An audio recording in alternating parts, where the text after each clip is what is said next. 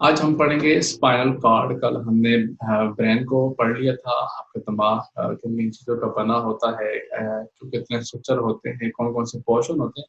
एक बड़े सरसरी लेवल के ऊपर हमने उसको डिस्कस किया था, आपके दिमाग को। ठीक है, आज हम पढ़ेंगे स्पाइनल कॉर्ड को। ठीक है, एक स्पाइनल कॉर्ड जो कि एक ये समझ लें कि एक ट्यूब सी पड़ी है आपकी कमर के अंदर, एक ऐसी ट्यूब जो कि आपके बॉडी के आधे पोर्शन को कंट्रोल कर रही थी खुद से ही। ठीक है, तो इसकी अगर लंबाई देखें स्पाइनल कार्ड की तो वो होती है 18 इंच।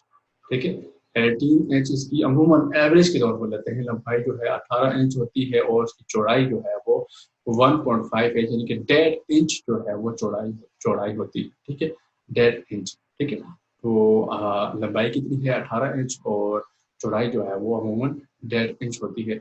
एवरेज की बात कर रहे हैं। ठीक है, elongated, hollow and cylindrical structure and neural canal. सबसे पहले बात करते हैं न्यूरल कैनाल क्या होती है। ठीक है, सबसे पहले बात करते हैं कि न्यूरल कैनाल क्या होती है। तो न्यूरल कैनाल को समझने से के लिए आपको क्या करना पड़ेगा, थोड़ी सी एम्ब्रियोलॉजी को डिस्कस करना पड़ेगा। ठीक है, एम्ब्रियोलॉजी के अंदर क्या होता है, देखें जब एक्टोडर्म जो है वो अंदर की तरफ बेंड हो जाती है इस तरह से। ठीक है, अगर आपने एम्ब्रियोलॉजी अच्छी से पढ़ी है, जिसमें जो है वो आपने पढ़ा होगा कि प्रेगनेंसी के दौरान किस तरह से जायगोट एम्ब्रियो से पूरा जो है एक बच्चा या एक इंसान बनता है। तो आपने ये भी पढ़ा होगा जब नर्वस सिस्टम की डेवलपमेंट हो रही होती है तो एक्टोडर्म अंदर की तरफ बेंड हो जाती है और एक ट्यूब सी बना देती है पूरी कंगोतरी सी। ठीक है, वर्टिब्रेट्स के अंदर, जैसे इंसानों की बात नहीं करते, सारे के सारे वर्टिब्रेट्स की बात करते हैं, तो उसके अंदर क्या होता है कि वो एक्टोडर्म जो है वो अंदर होके एक ट्यूब सी बना देते हैं और उसको कहते हैं न्यूरल ट्यूब। ठीक है, और इंसानों के अंदर वही न्यूरल ट्यूब जो है वो बाद में कन्वर्ट हो जाती है स्पाइनल कैनाल के अंदर। ठीक है, यानी कि न्यूरल कैनाल जो है, जो कि एम्ब्रियोनिक स्टेज में मौजूद थी, अब वो कन्वर्ट हो जाएगी स्पाइनल कैनाल के अंदर। और स्पाइनल कैनाल क्या जगह, कौन सी जगह है, वर्टिब्रल कॉलम के अंदर। आप स्पाइनल कार्ड को निकाल देना, ठीक है, स्पाइनल कार्ड को निकाल देता है कि आपको एक हॉलो स्ट्रक्चर दिखाई देगा पूरे स्पाइनल कार्ड के अंदर, यानी कि आप वर्टिब्रल तमाम सारे के सारे वर्टिब्रा को क्या करें, एक लाइन के अंदर रखें तो आप उसको आप उसके अंदर जो है वो सुराख नजर आएगा, यानी कि इसके अंदर आप कुछ चीज डाल सकते हैं। तो वो जो कैनाल है उसको स्पाइनल कैनाल कहते हैं, और वो कहाँ से बनी है, न्यूरल कैनाल जो एम्ब्रियोनिक स्टेज में थी उसकी वजह से बनी है। ठीक है, उसकी वजह से बनी है। तो स्पाइनल कार्ड के अंदर, स्पाइनल कैनाल के अंदर स्पाइनल कार्ड मौजूद होता है और न्यूरल कैनाल एम्ब्रियोनिक स्टेज के अंदर मौजूद होती है। ठीक है, elongated, hollow and cylindrical structure and neural canal। ठीक है, अच्छा, तो बात करते हैं फ्रंट फ्रंट जो उसकी शेप है, यानी कि फ्रंट एरिया जो है स्पाइनल कार्ड का, वो सीधा जाके मेडुला ओब्लांगेटा के साथ फ्यूज हुआ होता है। ठीक है, मेडुला ओब्लांगेटा के साथ फ्यूज हुआ होता है। ये नीचे की तरफ स्पाइनल कार्ड है और ऊपर मेडुला ओब्लांगेटा है और साथ में ऊपर जो ब्रेन का पोर्शन आ गया सारा।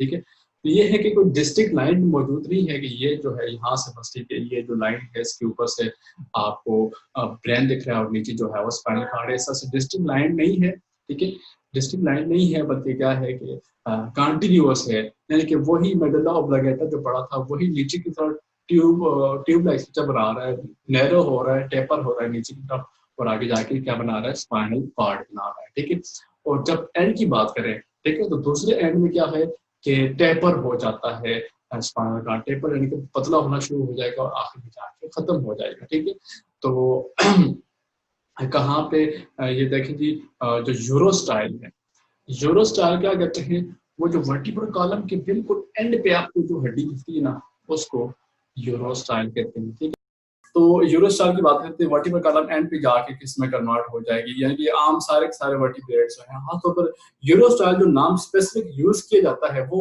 फ्रॉग के अंदर यूज किया जाता है। ठीक है, फ्रॉग की जो एंड पे जो बोन आती है उसको क्या कहते हैं, यूरो स्टाइल कहते हैं। ठीक है, तो आपके जो यूरो स्टाइल कैनल है वो बिल्कुल वर्टिब्रल कॉलम का एंड रीजन है, वहां पे जाके ये कह रहा है कि वहां पे खत्म हो जाएगी। बेसिकली यूरो स्टाइल जो नाम है ये फ्रॉग के अंदर यूज किया जाता है। फ्रॉग के जब आप उसकी एनाटॉमी पढ़ेंगे शायद सेकंड ईयर के अंदर, अगर स्पाइनल कॉर्ड का क्रॉस सेक्शन देखें, ठीक है, क्रॉस सेक्शन देखें, तो क्रॉस सेक्शन में क्या होगा कि इनर ग्रे आपको मिलेगा इन साइड की तरफ। ठीक है, ग्रे मैटर जो है वो मिलेगा इनसाइड की तरफ, और आउटर रीजन में आपको मिलेगा व्हाइट मैटर। ठीक है, ग्रे मैटर इनसाइड मिलेगा और आउटसाइड में क्या मिलेगा, व्हाइट मैटर मिलेगा। ठीक है, ग्रे मैटर क्या है, ये इसके अंदर क्या है कि इसके अंदर आपको मेजॉरिटी जो है वो सेरिब्रोस्पाइनल फ्लूइड मिलेगा। ठीक है, और साथ में क्या है कि सेल बॉडीज जो है वो मौजूद होती हैं ग्रे मैटर के अंदर। ठीक है, और ये सेंट्रल कैनाल को सराउंड कर रहा होता है। सेंट्रल कैनाल क्या है, तो उसके सेंटर में एक कैनाल मौजूद होती है,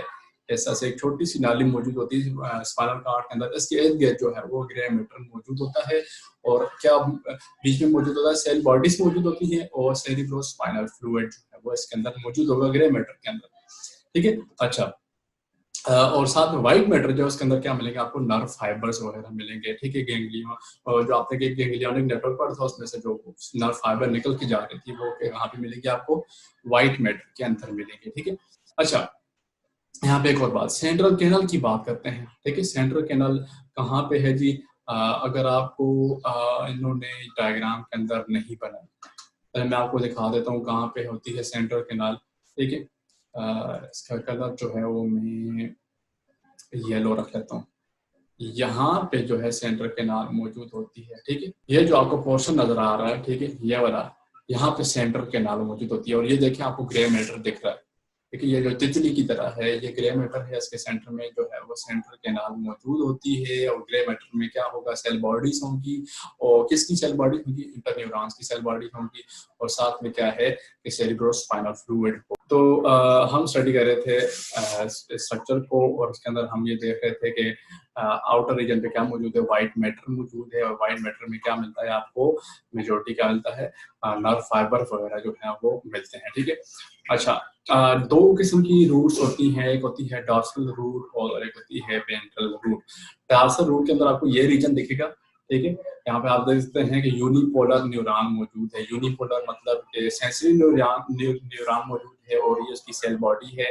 ठीक है, और इसको आप क्या कहेंगे, गैंग्लिया है। ठीक है, आपको पता है कि गैंग्लिया क्या होता है, सेल बॉडीज को क्या कहते हैं, गैंग्लिया कहते हैं। और यहाँ पे देख सकते हैं कि न्यूरॉन सोमा यानी कि गैंग्लिया जो है, डॉर्सल रूट गैंग्लिया जो है ये डॉर्सल रूट के अंदर मौजूद होगा, जबकि वेंट्रल रूट में जस्ट जो है वो क्या होगी, मोटर न्यूरॉन आ रही होगी। ठीक है, बाकी जा रही होगी इंफॉर्मेशन लेके। ठीक है, अच्छा, तो सेंट्रल जो है कैनाल है वो यहाँ पे मौजूद होगी। और अब जो कि ये तो क्रॉस सेक्शन लिया हुआ है ना, तो ये वर्टिकल, ये जो स्पाइनल कॉर्ड है वो ऊपर की तरफ, ये जो सेंट्रल कैनाल है वो सीधा जाके आपके दिमाग के साथ फ्यूज होती है, और ब्लाइंडली एंड हो रही होती है, यानी कि इस वजह से नहीं है कि ये इसका कोई वाजा रीजन होता है कि यहाँ पे जाके सेंट्रल कैनाल खत्म हो जाती है, इस तरह से नहीं है। क्योंकि यही समझ लें कि अगर आप अपने आप को थोड़ा ऊपर लेके जाएं, ऊपर से पीछे की तरफ लेके जाएं, तो यानी कि आपका नर्वस सिस्टम जो है, अगर पेरिफेरल नर्वस सिस्टम को कंस्ट्रक्ट कर दें आप थोड़े से रीजन के ऊपर, तो आपका नर्वस सिस्टम जो है वो एक वर्म, एक कीड़ी की तरह हो जाएगा। ठीक है, जिसमें जस्ट गैंग्लियोनिक नेटवर्क मौजूद होता है, उसका ब्रेन वगैरह मौजूद नहीं होता, तो उसके साथ रिजेंबलेंस शो करेगा कि वो भी लंबूतरा होता है, आपका स्पाइनल कॉर्ड भी लंबूतरा होता है। ठीक है, तो यानी कि बाद में एवोल्यूशन होती रही है, और आपका वो जो नर्वस सिस्टम था वो चेंज होता गया। ठीक है, तो ये है कि ये इसके साथ डायरेक्टली फ्यूज होती है, और यहाँ से आप देख सकते हैं आपकी ये वर्टिकल कॉलम है, तो ये मक्खी मुझे बार बार तंग कर रही है। अच्छा, तो ये है कि ये आपकी जो व्हाइट एरिया नजर आ रहा है, ये है आपकी वर्टिकल कॉलम, और ये साथ में उसके साथ इंटरवर्टेब्रल डिस्क मौजूद हैं, जो आपने डिस्क सिलेक्ट पढ़ा था, ये कार्टिलेजनस टिश्यू जो मौजूद है। और यहाँ पे आपको देखे नजर आ रहा है स्पाइनल कॉर्ड, हल्का सा बारीक सा। ठीक है, ये देखिए किस तरह वर्टिकल कॉलम के अंदर जो है वो मौजूद है, और ये साथ में उसमें से रूट्स निकल रही हैं, नर्व रूट्स जो है वो इसमें से निकल रही हैं, और बीच में देखें आपको व्हाइट और ग्रीन कलर का मटेरियल शो किया गया। साथ में हल्का सा जो कह सकते हैं सैन कलर जो होता है, CYAN, सैन कलर, उस कलर की आपको बाउंड्री दिखाई गई है, जो कि उसके जो मेम्ब्रेन्स मौजूद हैं उसको कवरिंग के लिए। ठीक है, अच्छा, तो ये तो हमने पढ़ लिया कि स्पाइनल कॉर्ड क्या होता है, उसका स्ट्रक्चर किस तरह से होता है, ग्रे मैटर में क्या होता है, व्हाइट मैटर में क्या होता है। ठीक है, आगे हम देखते हैं कि कवरिंग क्या है। तो जो स्पाइनल कॉर्ड है वो थिक पिगमेंटेड मेम्ब्रेन जो है उससे कवर किया होता है उसको कहते हैं पायामेटर, या पढ़ चुके कि पायामेटर कहाँ पे मौजूद होती है। और न्यूरल कैनाल जो है इसको ड्यूरामेटर ने कवर्ड किया होता है, ठीक है। न्यूरल कैनाल जो सेंटर में मौजूद है। अच्छा, न्यूरल कैनाल पता नहीं वो बार बार जिक्र क्यों कर रहा है, लेकिन ये एम्ब्रियोनिक स्टेज में मौजूद होती है, बाद में ये स्पाइनल कैनाल के अंदर कन्वर्ट हो जाती है, ठीक है। अच्छा, तो दो लेयर्स हैं, एक पायामेटर है, दूसरा ड्यूरामेटर जो है इन्होंने कवर किया होता है इसको, ठीक है। अच्छा, इन दोनों के दरमियान लिम्फेटिक फ्लूइड मौजूद होता है, ठीक है। यानी कि पायामेटर और ड्यूरामेटर इन दोनों के दरमियान एक फ्लूइड मौजूद होता है जिसको कहते हैं लिम्फेटिक फ्लूइड। और इसका फंक्शन क्या है कि झटकों वगैरह से, यानी कि शॉक्स जो है उससे प्रोटेक्शन देना है आपके स्पाइनल कार्ड को, ठीक है। यानी कि स्पाइनल कार्ड की प्रोटेक्शन इस लिहाज से लाजमी है कि अगर इसके अंदर कोई भी छोटी सी भी अगर डिस्टर्बेंस आती है तो आपका जो निचला पोर्शन है, यानी कि आपकी टांगे वगैरह जो लिम्स हैं वो शल हो सकते हैं, वो फंक्शन लेस हो सकते हैं, ठीक है। यानी कि थोड़ी सी भी एक नर्व भी डैमेज हो जाए तो उससे आपका सारा का सारा सिस्टम जो है वो खराब हो सकता है, ठीक है। इसीलिए उसकी प्रोटेक्शन जो है वो ज्यादा की जाएगी, ठीक है। तो क्या है कि लिम्फेटिक फ्लूइड मौजूद होगा और वो क्या करेगा, इनकी प्रोटेक्शन करेगा, ठीक है। फंक्शन की बात करते हैं स्पाइनल कार्ड की, तो ये तो आपको यानी कि डेफिनेटली आता होगा, इतना मुश्किल नहीं है कि जितने भी रिफ्लेक्सेस हैं नेक रीजन से नीचे नीचे वो सारे की सारी स्पाइनल कार्ड कंट्रोल करता है, ठीक है। रिफ्लेक्स एक्शन जो है, जितनी भी रिफ्लेक्स एक्शन आपको होता है कि सर्वाइवल के लिए की जाती हैं, ठीक है। जब आप पढ़ेंगे इंस्टिंक्ट बिहेवियर, ठीक है, एक होता है लर्निंग बिहेवियर और एक होता है इंस्टिंक्ट बिहेवियर जो आपके जीन्स के अंदर मौजूद होता है, तो उसमें एक रिफ्लेक्स एक्शन भी आता है, ठीक है। तो बिलो द नेक रीजन जितने भी रिफ्लेक्स एक्शन हो रहे हैं वो सारे के सारे स्पाइनल कार्ड जो कंट्रोल कर रहा होता है, ठीक है। और जो स्किन से और मसल सेल से जो सेंसरी इंफॉर्मेशन आ रही होती हैं बिलो द नेक रीजन, ठीक है, वो भी कहाँ से स्पाइनल कार्ड से होकर ब्रेन को जाती हैं। और इसी तरह स्टोरेड भी जो मोटर इम्पल्स हैं ब्रेन से, वो मसल से जो लिम्स हैं उनकी तरफ जो है वो ब्रेन से मसल को और जो लिम्स हैं उनकी तरफ जा रही होती है। मोटर इम्पल्स वो भी स्पाइनल कार्ड के जरिए ही जा रही होती है, ठीक है। और यानी कि आप ये समझ लें कि ये ब्रेन से कमांड जो है, यानी कि एक ऑर्डर, एक इंफॉर्मेशन इकट्ठी करेगा, आपके दिमाग को देगा, आपके दिमाग जो है कमांड बनाएगा, वो फिर से इसके ऊपर इसके जरिए बाकी पोर्शन को दी जाएंगे, ठीक है। मिसाल के ऊपर देखें, इसकी एग्जांपल इस तरह से है कि यहाँ पे एक चीज मैं ड्रॉ करता हूँ, ये आ गया इस तरह से, एक पहाड़ आ गया, कोना है उसका इस तरह से है, ठीक है। और दूसरा रीजन जो है वो इस तरह से है, ठीक है। अब दोनों के दरम्यान लिंक करवाना है तो यहाँ पे आप जो है एक लकड़ी रख दें, इधर से एक लकड़ी रख दें और इसके ऊपर से गुजर जाए। तो ये स्पाइनल कार्ड बिल्कुल इसी तरह काम कर रहा है। सेंट्रल नर्वस सिस्टम और ब्रेन और पेरिफेरल नर्वस सिस्टम के दरमियान ये जो लिंकेज का काम है वो स्पाइनल कार्ड जो है वो कर रहा है, ठीक है। अच्छा, अब हम बात करते हैं पेरिफेरल नर्वस सिस्टम की। ये तो हमने सेंट्रल नर्वस सिस्टम पढ़ लिया। अब हम बात करते हैं पेरिफेरल नर्वस सिस्टम की, जिसके अंदर क्या आती है, नर्व्स वगैरह आती हैं, ठीक है। इसके अंदर क्या आती है, नर्व्स आती हैं। तो पेरिफेरल नर्वस सिस्टम के अंदर डेफिनेटली जो है सेंसरी और मोटर न्यूरॉन होंगे, क्योंकि एंटर न्यूरॉन तो सेंट्रल नर्वस सिस्टम के अंदर मौजूद होते हैं। तो पेरिफेरल नर्वस सिस्टम के अंदर क्या होगा कि सेंसरी और मोटर न्यूरॉन्स वगैरह जो है वो मौजूद होंगे, ठीक है। अच्छा, तो हम बात कर रहे थे पेरिफेरल नर्वस सिस्टम की। सेंसरी और मोटर न्यूरॉन्स इसके अंदर मौजूद होंगे, ठीक है। और जो इंटर न्यूरॉन्स है वो मौजूद नहीं होंगे, क्योंकि वो मौजूद हैं सेंट्रल नर्वस सिस्टम के अंदर, ठीक है। सेंट्रल नर्वस सिस्टम के अंदर मौजूद होंगे और थ्रू आउट द बॉडी जो पेरिफेरल नर्वस सिस्टम है वो मौजूद होगा, ठीक है।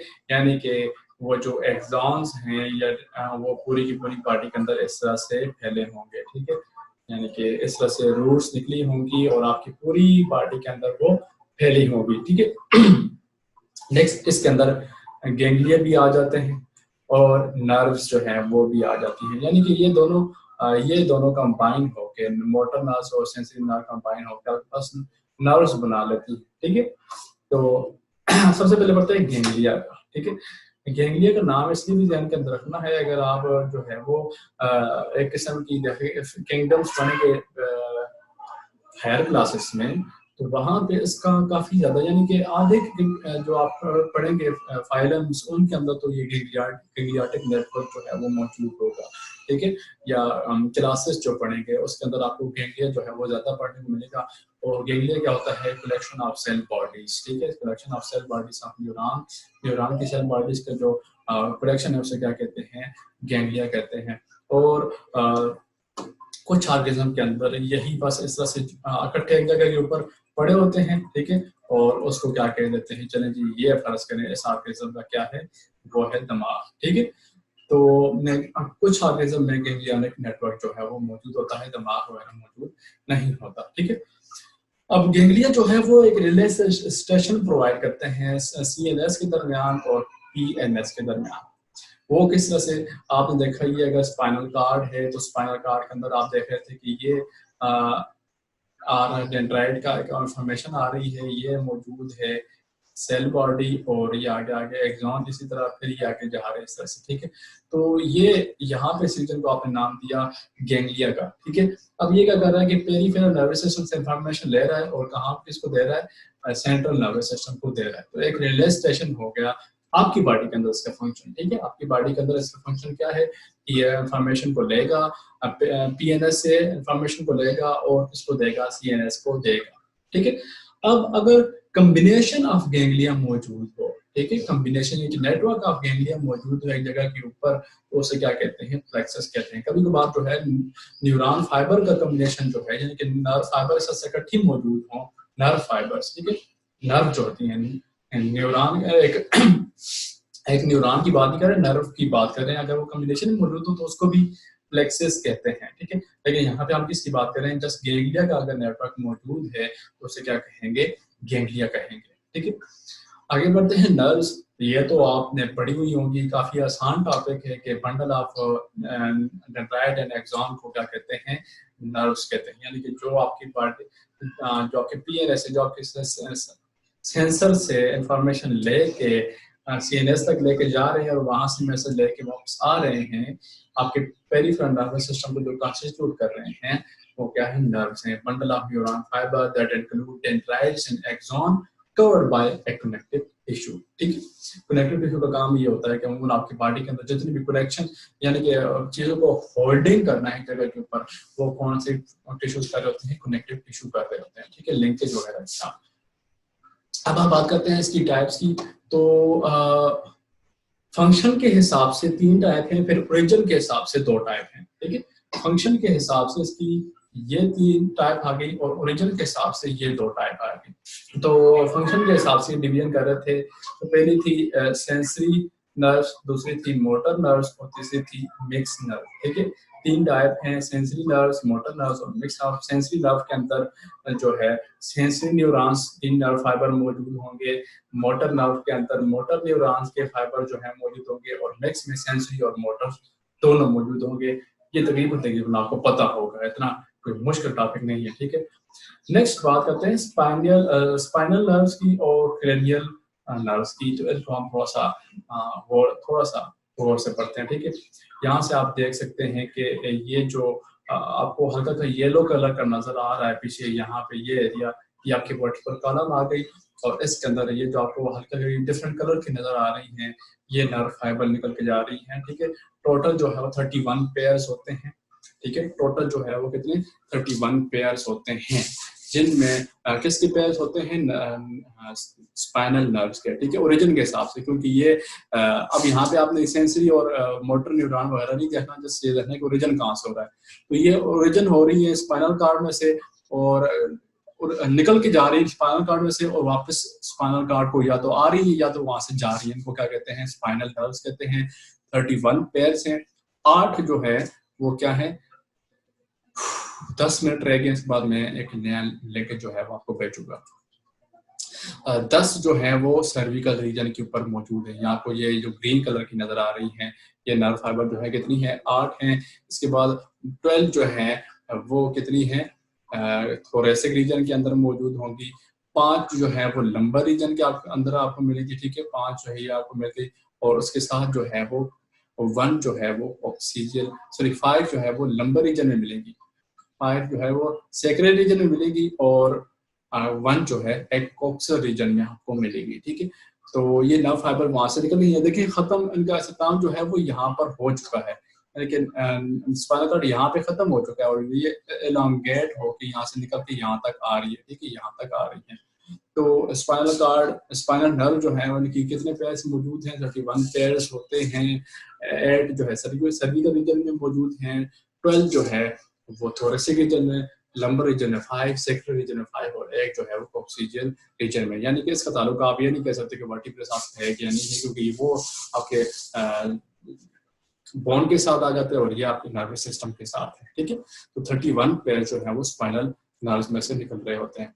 आगे है जी क्रेनियल नर्व्स, ठीक है। क्रेनियल नर्व्स नाम से जाहिर है, इनको सेरिब्रल नर्व्स भी कहते हैं, जो आपके खोपड़ी वाले रीजन के अंदर जो निकलेंगी स्पाइनल नर्व्स, या तो आपकी खोपड़ी रीजन से निकलेंगी या वापस उसी रीजन में आ रही हैं, तो उनको क्या कहते हैं? क्रेनियल नर्व्स, ठीक है। Originate or relate to the brain, ठीक है, तो ब्रेन से निकल रही है।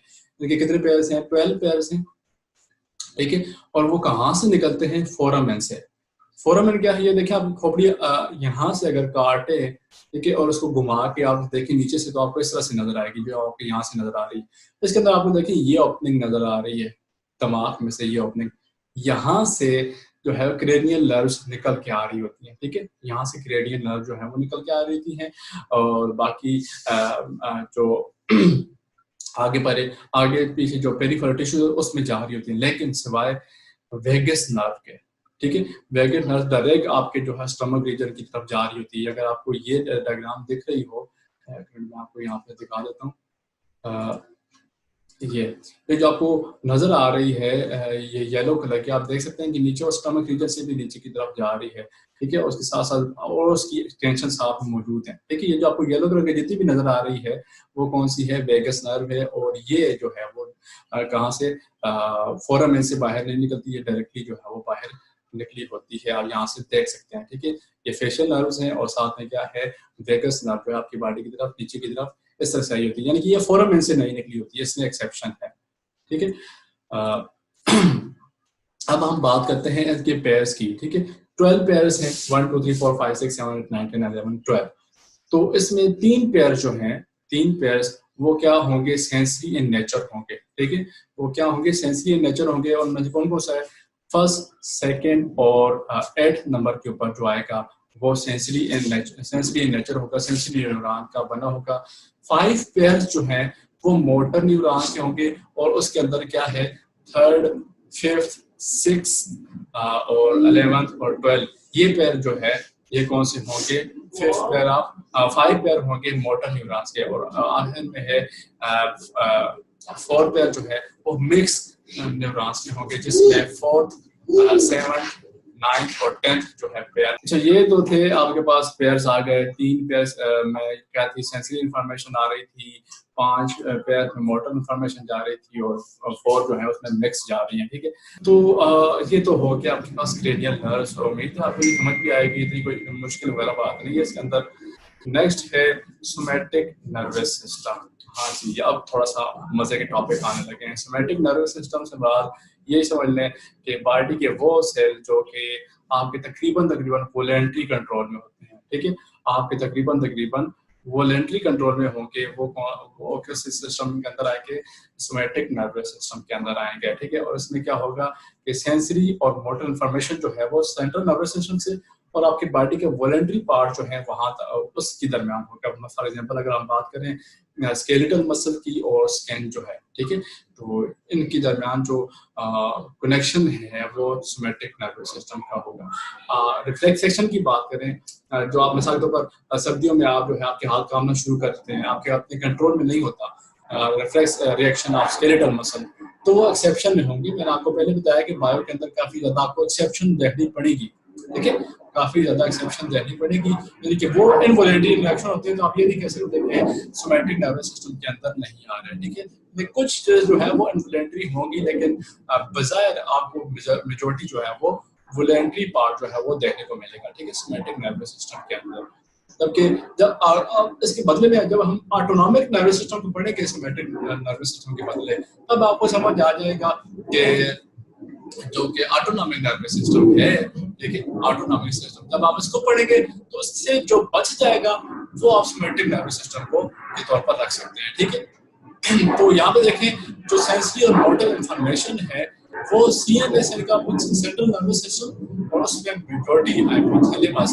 हाइपोथैलेमस का नाम आ जाए, हार्मोन सेल के अंदर रख लेना है, ठीक है। हार्मोन जितने भी हैं ग्लैंड्स जो है वो सेल के अंदर रख लेना है। और मेडुला ऑब्लिंग कनेक्शन होता है various internal organs like heart, glands और बाकी जो विजरा ऑर्गन है, विजरा कहते हैं जो भी आपकी बॉडी के इंटरनल ऑर्गन्स देखो उनके दरमियान कंट्रोल, जो सेंसरी और मोटर इंफॉर्मेशन जा रही है आपके सेंट्रल नर्वस सिस्टम से, ठीक है। और आपके जो विजरा ऑर्गन्स हैं जो इनसाइड मौजूद है ऑर्गन में, फॉर एग्जांपल सारे ऑर्गन इनसाइड होते हैं, मिसाल के तौर पर हार्ट हो गया, लंग्स हो गए, ग्लैंड्स और बाकी जो स्टमक वगैरह आते हैं वो सारे के सारे विजरा में आएंगे, ठीक है। तो बात करते हैं कि इसके अंदर स्मूथ और कार्डियक मसल दोनों की कॉन्ट्रैक्शन या कंट्रोल जो है वो ऑटोनॉमिक नर्वस सिस्टम के अंदर होगी, जबकि सोमैटिक के अंदर क्या था, स्केलेटल मसल सिर्फ थे, ठीक है। और ये टोटल स्क्लेरोट हो गया, जितनी भी अनवॉलंटरी एक्शन होंगे आपकी बॉडी के अंदर सिवाय रिफ्लेक्स एक्शन के, ठीक है, रिफ्लेक्स एक्शन को छोड़ के बाकी जो रिएक्शन हो रहे हैं आपकी बॉडी के अंदर वो क्या होंगे, ऑटोनॉमिक नर्वस सिस्टम के अंदर होंगे, ठीक है। मिसाल के ऊपर देखें जी, हम देखेंगे सिंपैथेटिक और पैरासिम्पैथेटिक नर्वस सिस्टम के जरिए, ठीक है। सिंपैथेटिक और पैरासिम्पैथेटिक नर्वस सिस्टम के अंदर जो भी तब्दीलियां होती हैं वो देखेंगे वो आपके कंट्रोल में होती ही नहीं है, ठीक है। और मैं आपको एक लिंक दे रहा हूं, आपको एक हिंट से जाता हूं इस तरह से कि आजकल कहते हैं कि एक झूठ पकड़ने वाली मशीन है, ठीक है, लाई डिटेक्टर जिसे कहते हैं। लाई डिटेक्टर अगर है भी और हो भी सकता है, देखिए ये पॉसिबल है कि लाई डिटेक्टर मशीन हो, और वो किस तरह से है कि वो उसका ताल्लुक आपके इन्हीं चीजों के साथ होता है, यानी कि ये जो इनवॉलंटरी एक्शन है वो आपकी लाइट डिटेक्टर की बात कर रहे थे। और लाइट डिटेक्टर में क्या है कि वो मेजॉरिटी उसका ताल्लुक आपके सिंपैथेटिक और पैरासिम्पैथेटिक नर्वस सिस्टम के साथ होता है, क्योंकि वो इनवॉलंटरी एक्शन होते हैं, आपके कंट्रोल में नहीं होते, ठीक है। तो लाइट डिटेक्टर यानी कि वो चीजें वो चेंजेस होंगी, यानी कि उसके अंदर इंफॉर्मेशन दे देते हैं कि अगर ये चेंजेस हो गई इस बात के बदले में, ठीक है, तो उसकी मतलब वो बंदा झूठ बोल रहा है, वो उसके अपने कंट्रोल में नहीं है, ठीक है। ऐसी चीजें होती हैं जो कि आपकी स्पेसिफिक, मैंने कहा ना कि आपके माइंड जो है वो आपके ब्रेन को कंट्रोल करता है, आपके माइंड में जो चेंजेस आती है उसकी वजह से आपके बॉडी के अंदर चेंजेस आती हैं, ठीक है। तो डेफिनेटली वो लाइट डिटेक्टर जो है वो काम कर सकता है, ठीक है। तो सिंपैथेटिक और पैरासिम्पैथेटिक नर्वस सिस्टम को पढ़ते हैं। तो सबसे पहले हम पढ़ेंगे सिंपैथेटिक नर्वस सिस्टम को। किताब के अंदर पहले पैरासिम्पैथेटिक नर्वस दिया गया है, मैं जो है पहले जो है सिंपैथेटिक नर्वस सिस्टम को पढ़ाना चाहूंगा, ठीक है। ये जो है आप तस्वीर को देख के समझ गए होंगे। फर्ज करें आप जो है जा रहे हैं स्कूल कॉलेज और आप इसने एकदम से ये कुत्ता आ जाता है, ठीक है, और इसके देखें कितने नोकीले दांत है और वो आपके सामने आ जाए अचानक से, और इस तरह देखें कितनी पावरफुल शे है, और देख के आपकी जो है वो हवा टाइट हो जाए, तब क्या है कि आपकी बॉडी के अंदर कुछ न कुछ चेंजेस आना शुरू हो जाएंगे, ठीक है। आपकी बॉडी के अंदर कुछ न कुछ चेंजेस आना शुरू हो जाएंगी, और वो जो चेंजेस होंगी वही क्या होगी, सिंपैथेटिक नर्वस सिस्टम की होंगी, ठीक है, वही क्या होंगी, सिंपैथेटिक नर्वस सिस्टम की होंगी। तो यानी कि सिंपैथेटिक नर्वस सिस्टम के अंदर जो चेंजेस आएंगी वो होंगी स्टेट ऑफ इमरजेंसी, ठीक है, स्टेट ऑफ इमरजेंसी, और इसमें क्या होगा, फाइट और फ्लाइट एक्शन जो है वो होगा, ठीक है। फाइट और फ्लाइट एक्शन, कभी आपके साथ ऐसा हुआ है, चलिए आपसे एक मजे का क्वेश्चन पूछते हैं, कभी आपके साथ ऐसा हुआ है कि आपने जो कोई ऐसा काम किया है या फिर आप घर वालों से छुप के या किसी भी बंदे से छुप के जो है आप उसका कुछ काम कर रहे हैं, कुछ भी काम कर रहे हैं, आपको अपने ही दिल की धड़कन आपके कानों से सुनाई दे रही हो, अच्छा, इसको कहते हैं पाल्पिटेशन, ठीक है। इसको क्या कहते हैं, पाल्पिटेशन कहते हैं। जब आपको अपने ही दिल की धड़कन जो है वो सुनाई देती है, इसको कहते हैं पाल्पिटेशन, ठीक है, पाल्पिटेशन। तो ये इसी केस के अंदर कभी बार हो सकती है कि आपका हार्ट बीट जो है वो इंक्रीज हो जाएगा, ठीक है, यानी कि आपकी बॉडी आपके अपने आप को जो है वो ह्यूज एक्टिविटी के लिए तैयार करना शुरू कर देगी, ठीक है। आप यानी कि आपके यानी कि देखिए ना, फाइट और फ्लाइट है, यानी कि अगर फर्ज करें भागने वाली बात करें या फ्लाइट, दोनों के अंदर आपके स्केलेटल मसल यूज होंगे। स्केलेटल मसल जो है जाहिर सी बात है एनर्जी देते हैं, ग्लूकोज वगैरह देते हैं, ठीक है, तो वो सारे के सारे प्रोसेस शुरू हो जाएंगे जिसकी वजह से आपको अचानक से एनर्जी मिले, ठीक है, और आपका फोकस जो है वो एक पॉइंट के ऊपर होगा, ठीक है। बाकी जो अननेसेसरी थिंग्स होंगी वो कम हो जाएगी। मिसाल के तौर पर देखें, हार्ट बीट ज़्यादा हो जाएगा, ठीक है? हार्ट बीट ज़्यादा हो जाएगी। अब हार्ट बीट क्यों ज़्यादा हो जाएगी? इसके पीछे लॉजिक है कि आपके वो मसल्स वगैरह जो है उनको ज़्यादा ऑक्सीजन पहुँचाई जाएगी। क्यों ज़्यादा ऑक्सीजन क्यों पहुँचाई जाएगी? मैंने कहा कि आपके मसल को एनर्जी चाहिए भागने के लिए, तो एनर्जी चाहने के लिए क्या है, ग्लाइकोजेनोलाइसिस का प्रोसेस होगा। ग्लाइकोजेनोलाइसिस या बायोकेमिस्ट्री के अंदर पढ़ेंगे, जिसमें ग्लाइकोजन की ब्रेकडाउन होती है, ठीक है? ग्लाइकोलाइसिस के अंदर आपने क्या पढ़ा था कि ग्लूकोज की ब्रेकडाउन होती है, तो ग्लूकोज तो आपकी बॉडी के अंदर फर्ज करिए खत्म हो गई या इतनी वो नहीं है, तब आपकी बॉडी के अंदर जो ग्लाइकोजन स्टोर पड़ा था अब उसकी ब्रेकडाउन होगी, ग्लाइकोजेनोलाइसिस होगी, ठीक है? तो उस प्रोसेस में क्या होगा कि आपको चाहिए ऑक्सीजन, ऑक्सीजन चाहिए चाहने के लिए क्या है, ज्यादा हार्ट बीट होगी, आपकी सांस फूलेगी, ठीक है? बगैर भागने के फूलेगी, और उसकी वजह क्या है कि आपको ज्यादा ऑक्सीजन चाहिए, ठीक है? यानी कि सांस फूलना पॉसिबल है। राइज इन ब्लड प्रेशर होगा, जाहिर सी बात है, हार्ट बीट इंक्रीज कर रहा है तो ब्लड प्रेशर भी हाई जो है इंक्रीज करेगा। डायलेशन ऑफ प्यूपल, आपके प्यूपल जो है वो डायलेट करेंगे ताकि आपका फोकस उस सामने वाले पॉइंट के ऊपर हो, ठीक है? सामने वाले पॉइंट के ऊपर। तो मैं ये कह रहा था कि डायलेशन ऑफ पीपल्स होगी, पीपल्स डायलेट करेंगे तो आपके पॉइंट जो है कि आपको यानी कि आपके सामने कुत्ता खड़ा है तो आपको ये देखेंगे उसकी इमोशंस वगैरह, यानी कि वो उसके पाँव किस तरफ जा रहे हैं, वो आप जो है वो सारी भागने वाली करेंगे। ट्रेकिया की जो है डायलेशन होगी ताकि ज्यादा ऑक्सीजन आपकी बॉडी के अंदर आए, देखिए? और ब्रोंकाई, जाहिर सी बात है, यानी कि देखिए हर वो फंक्शन हो रहा है जहां से आपको एनर्जी चाहिए, ठीक है? अब ये दूसरी बात क्या होगी कि वेसोकंस्ट्रिक्शन हो जाएगी आपके स्किन और विजरल ऑर्गन में, ठीक है? विजरल ऑर्गन और स्किन जो है वहां पे वेसोकंस्ट्रिक्शन हो जाएगी। वेसोकंस्ट्रिक्शन क्या है कि आपका ब्लड जो है स्किन की तरफ और विजरल ऑर्गन की तरफ कम होगा, और कहाँ पे ज्यादा होगा, स्केलेटल मसल वगैरह की तरफ ज्यादा जो है ये ब्लड फ्लो करके जाएगा, ठीक है? इसी तरह पेरिस्टालसिस मूवमेंट जो है आपकी गैस्ट्रोइंटेस्टाइनल ट्रैक्ट के अंदर वो भी रुक जाएगी, और ग्लाइकोजेनोलाइसिस का प्रोसेस जो है उसको प्रमोट किया जाएगा, तो आपके बॉडी के अंदर जो है वो ग्लूकोज बने और आप जो है मुकम्मल भागने के लिए, मेजोरिटी में भागा ही जाता है, तो भागने के लिए तैयार किया जाए, ठीक है? ये था सिंपैथेटिक नर्वस सिस्टम। अब ये जितनी भी चीजें हैं ये आपके अपने कंट्रोल में नहीं है, ठीक है? आगे जाते हैं पैरासिम्पैथेटिक नर्वस सिस्टम, तो ये टोटल उसके उलट होगा, ठीक है? इसको कहते हैं रेस्ट और डाइजेस्ट। तो इसमें क्या होगा कि नॉर्मल कंडीशन की तरफ आना शुरू हो जाएगा, यानी कि हार्ट बीट अगर ज्यादा हो गई थी तो वो डिक्रीज होना शुरू हो जाएगी, ब्लड प्रेशर अगर ज्यादा हो गया था तो वो कम होना शुरू हो जाएगा, नॉर्मल की तरफ आना शुरू कर देगा, ठीक है? कंस्ट्रक्शन ऑफ पीपल होना शुरू हो जाएगी, यानी कि हर चीज नॉर्मल की तरफ आना शुरू कर देगी, ठीक है? हर चीज जो है वो नॉर्मल स्टेट की तरफ आना शुरू कर देगी। पेरिस्टालसिस मूवमेंट वगैरह जो है वो ओपन हो जाएगी, और आपके यानी कि देखें मैंने कहा कि vessel construction to skin and visceral organ जो है वो हो जाएगी, आपका रंग पीला पड़ जाता है, मतलब वो आपका ब्लड नहीं मिल रहा। जब पैरासिम्पैथेटिक नर्वस सिस्टम की बात करते हैं तो उसमें जो ब्लड है वो स्किन और विजरल ऑर्गन को मिल जाता है, ठीक है? तो इसके साथ आपका आज का लेक्चर खत्म हो जाता है। उम्मीद है आपको ये समझ आया होगा। अगर आपको कोई क्वेश्चन वगैरह है तो आप पूछ सकते हैं।